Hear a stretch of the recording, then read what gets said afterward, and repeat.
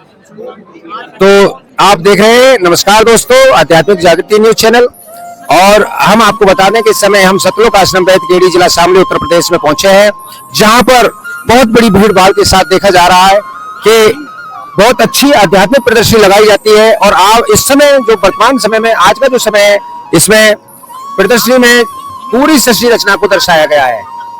परमात्मा कबीर को बताया जाता है। परमात्मा कबीर सारी सृष्टि का रचनहार बताया गया है, जैसा कि आपको हमारे इस वीडियो के माध्यम से देखने को मिलेगा। और अभी हम इस समय जहां पर शंकाओं का समाधान किया जाता है, जहां पर बहुत से धर्मशास्त्र रखे हुए हैं, हम उस क्षेत्र में, उस एरिया में, उस स्टॉल पर पहुंच चुके हैं। तो हमारे समक्ष संत रामपाल जी महाराज जी के अनुयायी जुड़ चुके हैं, जो कि धर्म ग्रंथों पे जिनकी सेवा है।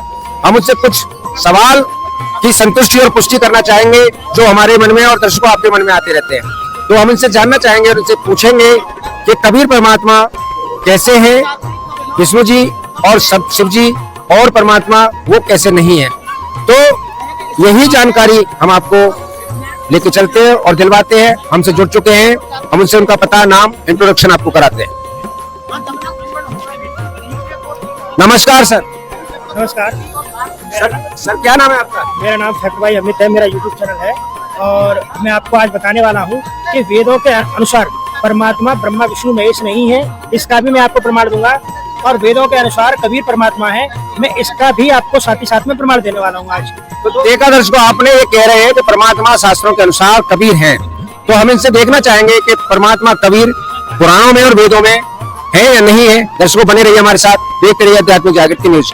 दिखाइए सर। पहले तो हम कुरुम पुराण में देखेंगे, जो ये यहाँ पे लिखा हुआ है, जहाँ पे आप फोकस कीजिए एक बार, ये दिखाइए, पॉज करके आप पढ़ सकते हैं इसको।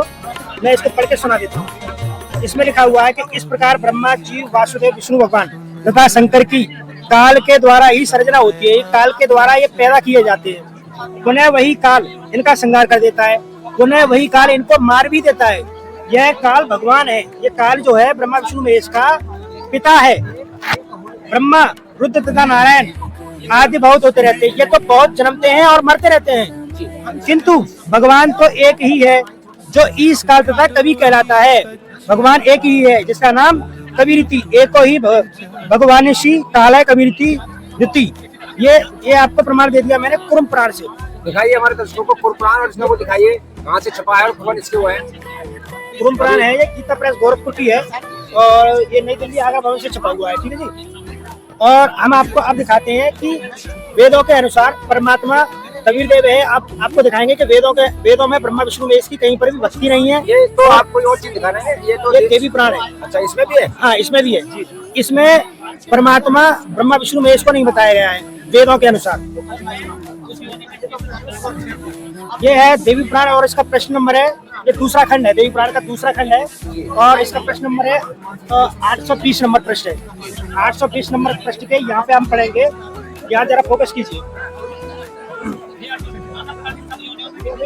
वेदों के द्वारा कहीं भी विष्णु की उपासना तथा विष्णु की दीक्षा नित्य नहीं कही। वेदों के द्वारा विष्णु की उपासना तथा दीक्षा नित्य नहीं कही गई है। उसी प्रकार शिव की भी उपासना तथा दीक्षा नित्य नहीं कही गई है। यहाँ एक क्लियर हो गया कि वेदों के द्वारा ब्रह्मा विष्णु महेश की कहीं उपासना और कहीं दीक्षा देने का कोई आदेश नहीं है। इसका अर्थ सीधा बैठता है कि ये परमात्मा नहीं है। अब आपको वेदों में दिखाते हैं कि परमात्मा आखिर में है कौन। तो दर्शकों देख रहे हैं आप, ये प्रमाण दिए जा रहे हैं और इनके पास हर वो प्रमाण है जो सटीक बैठ रहा है। दर्शकों, जो अज्ञानता थी या जो अनभिज्ञता थी, वो आज उजागर हो रही है हमारे चैनल के माध्यम से। और हम इस समय धर्म ग्रंथों पर मौजूद हैं और हम इस समय अमित दास जी से ये सारा ज्ञान आप तक पहुंचा रहे हैं। अब हम आपको ऋग्वेद में दिखाते हैं, मंडल 9 और 10 में।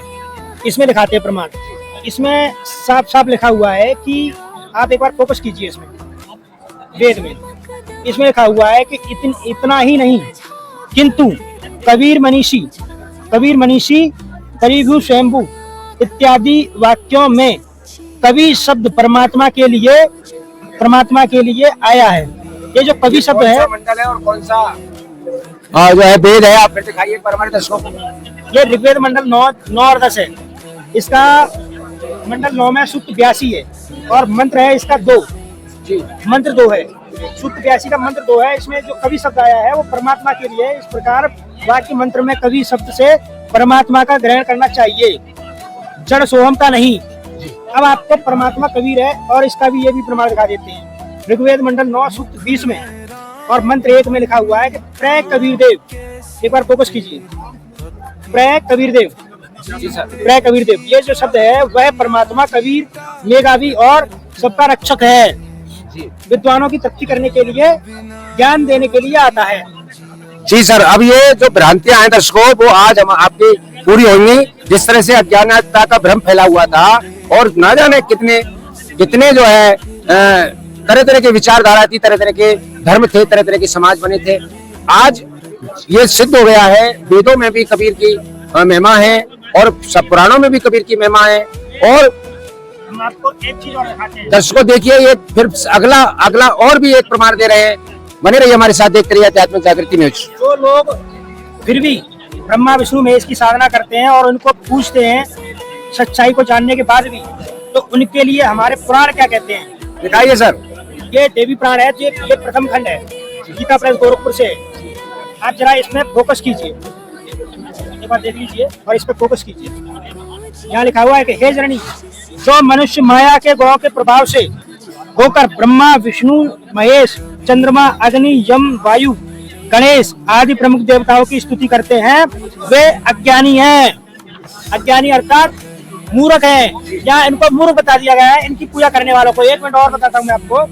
क्या जैसे क्या बता रहे थे आप, दोबारा बोलिए। मूर्ख बता रहे थे कैसे? हाँ, ये हम नहीं बता रहे, ये शास्त्र कह रहे हैं। ये शास्त्र कह रहे हैं कि ब्रह्मा विष्णु महेश की साधना करने वाले अज्ञानी और मूर्ख है। आपको एक प्रमाण और दे देता हूँ मैं, जो कलयुग में इनकी पूजा करते हैं। यहाँ फोकस कीजिए।